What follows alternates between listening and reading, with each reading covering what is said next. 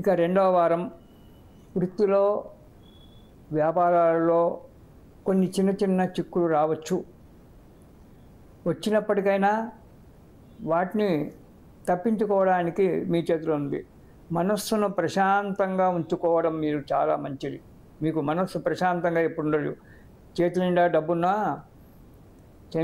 జరిగేటువంటి పనులు జరుగుతున్నా ఎప్పుడు ఏదో ఒక చింత ఆలోచన చేస్తూనే ఉంటారు.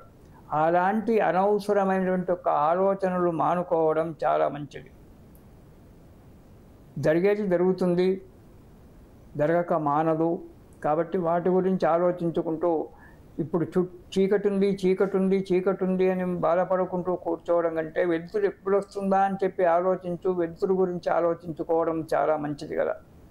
అలాగే భవిష్యత్తు గురించి పునాదులు వేసుకుంటూ ఏ పని చేస్తే మనం పైకొస్తామా అనేటువంటి ఒక విషయంలో ఆలోచన చేస్తూ ఉండండి. కానీ బాధపడుకుంటూ కూర్చోవడం వల్ల మనోవ్యాకులత వల్ల పనులు చెడిపోవడానికి ఆస్కారం ఉంది.